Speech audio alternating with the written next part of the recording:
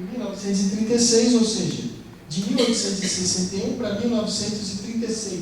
Ele voltou 75 anos depois. Se torna necessária a intervenção dos mortos, cujos olhos veem, aonde os olhos dos vivos não podem ver, a fim de ministrar conselhos e ensinamentos. Emmanuel. Agora, ele continuou ensinando sobre o egoísmo. Se você pegar a obra do Chico Xavier, você vai encontrar no livro Justiça Divina, As Doenças da Alma, no Fonte Viva, Escrínio de Luz, o livro O Espírito da Verdade, mensagens também que falam do egoísmo. Completando a informação que tínhamos no Evangelho, ele trouxe também aí nestes outros livros. Olha, nos seres mais queridos, habitualmente amamos a nós mesmos, porque se demonstram pontos de vista diferentes dos nossos, ainda mesmo que superiores aos princípios que esposamos, instintivamente enfraquecemos a afeição que lhes consagramos. Quer dizer, eu penso de uma maneira, se minha esposa começa a pensar diferente, já pisou no meu pé, já começa a me revoltar. Calma, vamos conversar, vamos analisar. É uma mensagem do Emmanuel neste livro. Todos somos enfermos pedindo alta. Emmanuel continua. Compadecemos-nos uns dos outros a fim de saber auxiliar. Esquece-te para servir, esquece-te para servir. Então nós não podemos ser egoístas. Não é um complemento da mensagem do Evangelho? Esquece-te para servir. Todos nós somos enfermos. Todos nós que estamos aqui nesta sala temos, de uma maneira ou de outra, doenças do espírito que nós precisamos curar. Sim ou não? E estamos todos nós aqui estamos em tratamento. Todos nós necessitamos da ajuda dos espíritos protetores, do nosso anjo da guarda, de Jesus, para que possamos nos libertar deste homem velho, o homem egoísta, o homem orgulhoso, o homem vaidoso, não é? O homem, enfim, daquelas encarnações anteriores, para nos trocarmos por essa roupagem nova. E Joana de Ângeles? Joana de Ângeles, vamos aqui no hiperlink, uma mensagem de 1862.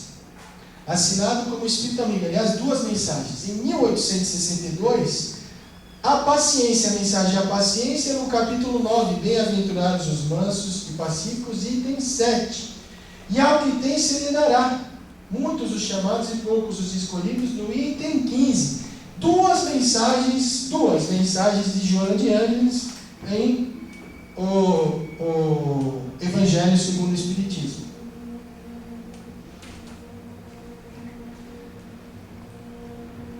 E a Ana Landi, que escreveu um livro sobre a biografia do Divaldo, recentemente lançado em fevereiro, também foi entrevistada aqui pelo Jeter na Rádio Boa Nova, ela fala alguma coisa nesse sentido. Que o Divaldo, ao conhecer das encarnações do Espírito Joana de Ângeles, nós falamos das encarnações de Emmanuel, agora na Joana de Ângeles, que é o guia espiritual do Divaldo. Quando o Divaldo foi conhecer o túmulo de Clara, ele teve um impacto. Divaldo olhou para o espírito, para o corpo, não é? Intacto, olhou para o espírito, olhou para o corpo, olhou para o espírito, olhou para o corpo. Mas a senhora é Clara de Assis? E ela não falou nada, ele teve um choque. Portanto, teve uma revelação que o espírito Joana de Ângeles tinha encarnado como Clara de Assis. Minha irmã, a senhora foi Clara? E a Joana de Ângeles apenas um sorrisinho, não é? Olha lá, o Emmanuel não foi o Públio Lentos, o Nestório, o Leonardo Nobre, entre outras encarnações, obviamente. Nesse caso, a Joana foi Clara de Assis. E outras também que nós vamos ver. Mas antes disso, foi Joana de Cusa, não é? Contemporânea a Jesus. E aceitou a mensagem de Jesus logo de início. Depois, Clara de Assis. Aonde? Na Itália. Depois, Juana Inês de la Cruz. Aonde? No México. Depois, Joana Angélica de Jesus, na Bahia, aonde morreu. Veja, Clara de Assis, ligada à igreja, ligada ao Evangelho. Juana Inês de la Cruz, a primeira feminista mulher, porque o primeiro feminista, a criatura que defendeu a mulher, quem foi? O primeiro que defendeu a mulher? Foi?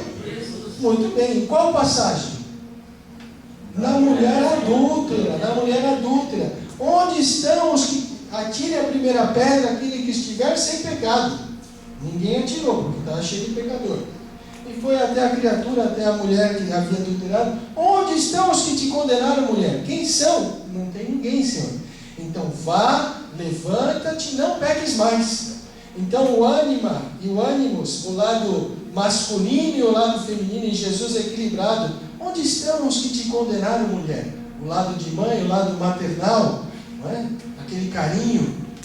Onde estão? E ela, ninguém me condenou. E o lado masculino, o lado mais viril, então levanta-te, vai e não peques mais. Jesus, o primeiro defensor da mulher, e Joana de Cus, a primeira feminista. Joana de Ângeles, né? Vejam vocês. Assinando como espírito amigo, já mostramos aqui. E em 1964, tivemos aqui, vamos voltar um pouco, de quando essas comunicações no Evangelho segundo o Espiritismo. Em 1964, Joana de Ângeles voltou, né, a dar comunicações, né, através da psicografia, desejando atestar a própria renovação a muitos cristãos, cristãos novos que se acreditam modificados porque podem despojar-se de alguns bens materiais e se ver. Eu sou cristão, eu dou o casaco, eu dou a calça, eu dou o que está sobrando e acha que isso é transformação moral. Ajuda, mas para sermos cristãos precisa muito mais. É o que Joana de Ângeles está falando neste livro Palavra do Infinito. Coragem, amigos, o Cristo é vosso modelo, sofreu mais que qualquer um de vós e nada tinha que se acusar, não é? Sede pacientes, sede cristãos. Esta palavra resume tudo. Isso está no Evangelho segundo o Espiritismo e anterior está no Palavras de Infinito. 138 anos depois, a paciência, no item 10. 138 anos depois, no Evangelho ela ditou a paciência, uma instrução sobre a paciência. E se nós pegarmos este livro aqui, Jesus e o Evangelho, a luz da psicologia profunda, ela tem uma mensagem fantástica que fala sobre a paciência. A paz é um tesouro que não pode ser afetado, e a paciência é a sua esterilização. Ela fala sobre a paciência de Jesus, que Jesus era uma criatura extremamente paciente. Jesus, como nós vamos ver, é o governador espiritual da terra. Se você procurar no Wikipedia ou em qualquer site de geologia, de pesquisa científica, você vai ver que a Terra começou a ser formada há 4,5 bilhões de anos. E onde estava Jesus? Antes da formação. Jesus, há 4,5 bilhões de anos atrás, esperou 4,5 bilhões de anos. Quanto tempo? Às vezes a gente não tem paciência por 10 minutos, por um dia. Jesus, olha que espírito, 4,5 bilhões de anos, reencarnou um pouco mais de 2.000 anos, esperou tanto tempo para reencarnar. E Jesus, ela fala, olha, Jesus era uma criatura extremamente paciente. E ela comenta na sua obra, ele esperou durante 30 anos, a gente não consegue esperar às vezes 30 segundos, o camarada fecha você no trânsito, a gente não consegue fechar a boca. Veja os exemplos de Jesus que nós temos que seguir. Esperou durante 30 anos. Alguém lhe pisa no calo, alguém lhe comete uma injúria. Vamos ter paciência, é uma pessoa doente. Jesus demonstrava essa paciência no seu trabalho. A paciência de Jesus era demonstrada através da compaixão que ele tinha para com as criaturas. Quando lhe trouxeram, quando aquele pai trouxe o filho que era endemoniado, que era possuído, entre aspas, que se lançava ao fogo, que se lançava à água, esse pai já havia levado este filho aos seus discípulos, aos seus apóstolos, e eles não o haviam curado, ele levou a Jesus. E Jesus, tocado de compaixão, tocado de paciência, ele via o mundo espiritual, ele via o mundo dos encarnados, ele tinha essa capacidade de ver os espíritos encarnados, os desencarnados, e ele viu que aquele menino não era louco, ele se jogava no fogo, se jogava na água, e etc. Ele viu que aquele menino estava sofrendo uma forte obsessão, estava obsediado por esse espírito que queria tomar, ou que tomava a clave da justiça nas suas próprias mãos e queria eliminar a vida daquele menino, por isso que lançava o menino no fogo, lançava o menino na água. E Jesus, tocado de compaixão, tocado de paciência, obviamente sendo ajudados pelos espíritos superiores, por aqueles 12, aqueles 70, 72 que o seguiam, mas também por uma quantidade enorme de espíritos, viu esta cena no mundo espiritual. Estes espíritos que o acompanhavam ajudaram para que ele também pudesse libertar o garoto desta obsessão cruel. Aquele garoto se nutria do fluido vital do menino, ele se nutria do psiquismo do menino, então não era fácil, precisava ter um poder moral, precisava ter uma outra energia que substituísse essa energia que esse espírito perturbador estava se nutrindo, dessa energia vital, desse psiquismo desse menino. E Jesus, tocado de compaixão, obviamente com a ajuda desses espíritos, imediatamente pediu para que ele pudesse ser curado, para que esse espírito perturbador o libertasse. Mas ele não apenas fez isso, não fez isso violentamente, não retirou esse espírito e jogou longe.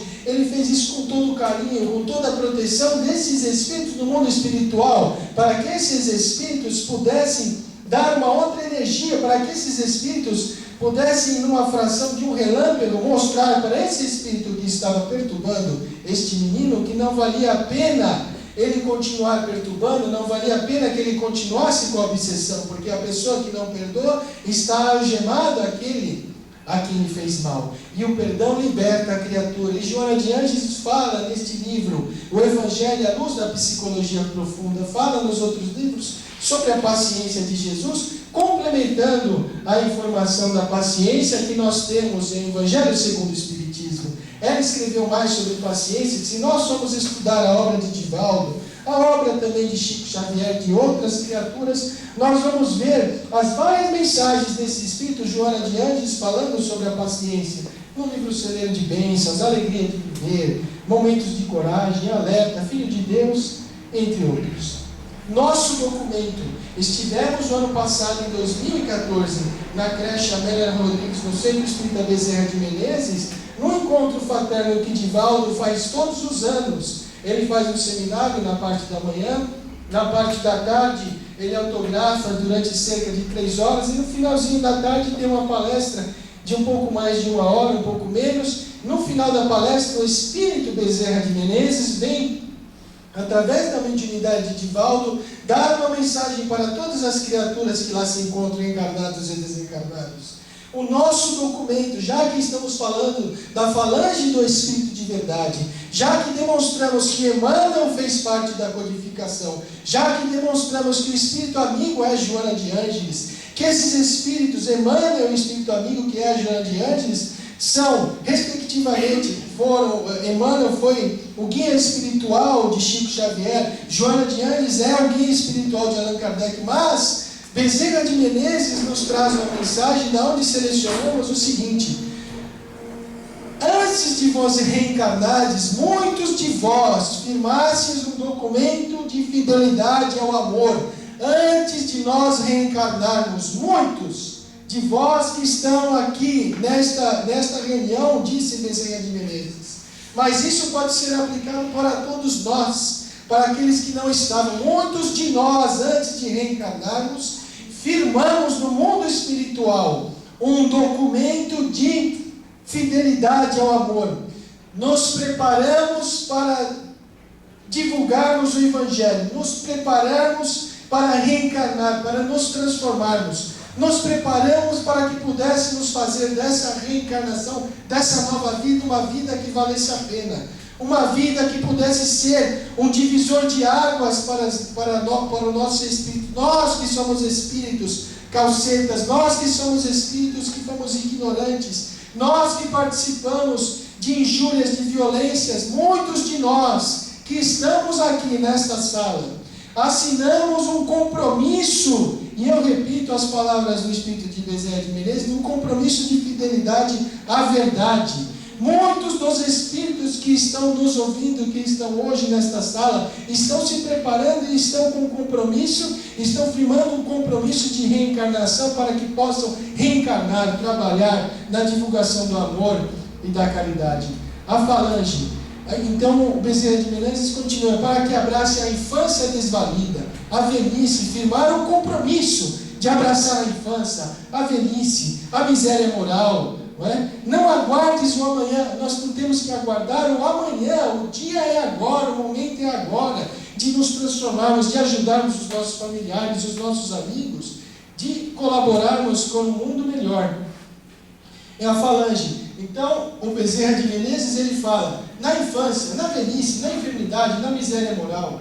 Ora, não foi preparado no mundo espiritual todo o trabalho do Centro Espírita Nosso Lar, Casa André Luiz? Claro que sim. Muitos dos que reencarnaram e já desencarnaram firmaram esse compromisso de fidelidade à verdade, de defesa do Evangelho, de publicação de obras espíritas, de levarmos o cristianismo primitivo, fazem parte desta falange, as Casas André Luiz.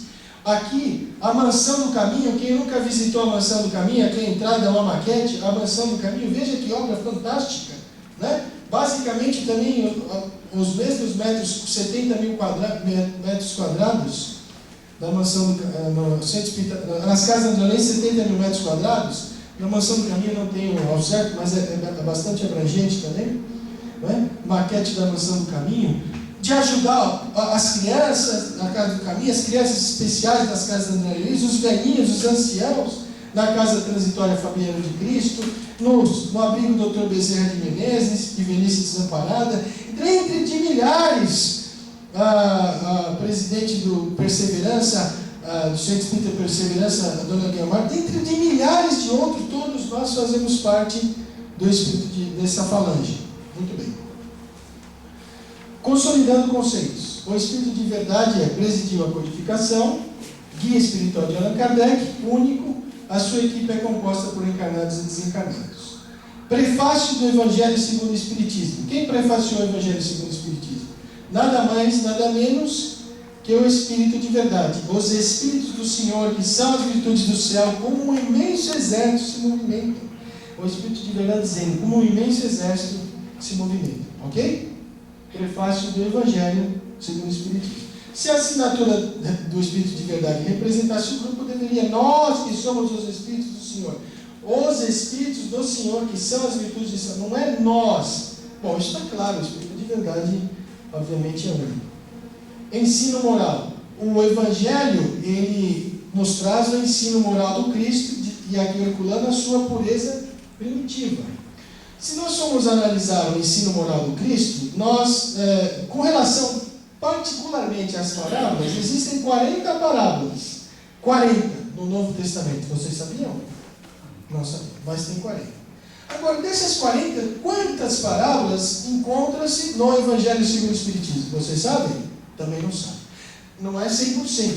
Portanto, é importante não só estudarmos o Evangelho segundo o Espiritismo, mas estudarmos o Novo Testamento completo, por completo. Correto ou não? Então vamos ver. Nos 3 evangelistas, Mateus, Marcos e Lucas. E João? João não tem parábola. Parábola é só nesses 3. 40 parábolas. Total de parábolas no Novo Testamento. Em Mateus, faltou um R aqui. Mateus, Marcos e Lucas, nós temos as mesmas parábolas, 17 mil. Em Mateus e Lucas, 6 parábolas que são iguais. Em Marcos e Lucas, uma. Em Marcos 11, em Mateus 1 e em Lucas 14. Quem tem mais parábolas é o Lucas, né? E no Evangelho segundo o Espiritismo? Temos 15. Das 40, nós temos 15 parábolas. 37,5%. Quais são elas? São essas aqui, Filho pródigo, né? O construtor prudente e insensato, a casa construída na pedra ou na areia, o bom samaritano, a parábola do semeador, né? Do servo piedoso, dos talentos, da vinha, do rico e do Lázaro, enfim. Portanto, é muito importante estudarmos também o Evangelho na sua totalidade. Em 20 de janeiro de 1860, uma pista da identificação do Espírito de Verdade. Uma pista, muito bem. Sois guiados, onde está essa informação? Na Revista Espírita, em fevereiro. Sois guiados pelo verdadeiro gênio do cristianismo, disse Museu. É o próprio Cristo que preside os trabalhos de toda a natureza. Quem disse isso? Quem disse isso foi Chateaubriand. Mas esse foi o escritor Chateaubriand? Sim, foi ele mesmo. Porque na Revista Espírita nós temos informações que teve uma mistificação do Chateaubriand. Chateaubriand, desculpa a pronúncia.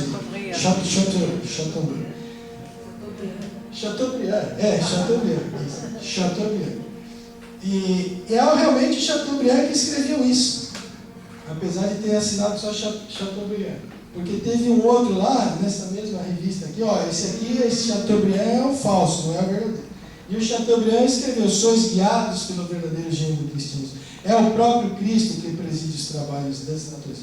Luciano, espera só um pouquinho. Mas espera só um pouquinho, porque eu escrevi. Se o guia de Allan Kardec chama-se a verdade, seu espírito de verdade preside a codificação, o escritor Chateaubriand escreveu que o próprio Cristo preside os trabalhos de toda a natureza, então o espírito de verdade é Jesus. Vamos ver a mensagem no Livro dos Médiuns. E aí mais um pouquinho a gente acaba, para a gente tomar um cafezinho e a gente voltar às 11 horas, tá bom? A mensagem no Livro dos Médiuns. Venham como outrora entre os filhos transviados de Israel trazer a verdade e dissipar as trevas. Venham como outrora ouvir o Espiritismo, como outrora a minha palavra, deve lembrar aos materialistas que acima deles reina a verdade, imutável, o Deus bom, o Deus poderoso, que faz germinar as plantas e levanta as ondas. Revelei a doutrina divina. Revelei a doutrina divina. Eu revelei a doutrina divina. Não é? Como um ceifeiro liria em feixes o bem espaço, o bem dava espaço, ele disse: vinde a mim, todos vós que sofreis. E esta mensagem está no Livro dos Médiuns. Mas peraí, também não está no Evangelho? Também está no Evangelho. Quem assinou essa mensagem? Vamos ver. O Espírito de Verdade? Ou o Deus da Verdade? A Verdade? Um filósofo antigo? O Espírito de Verdade? Jesus de Nazaré? Quem acha que assinou essa mensagem? Como essa mensagem está assinada em Livro dos Médiuns? Como? Quem acha que é o Espírito da Verdade? Quem acha que é a verdade? Entender? Entender? Vocês não acham nada? Eu acho o A. O A. Quem dá mais? Jesus? Quem falou Jesus? Hã?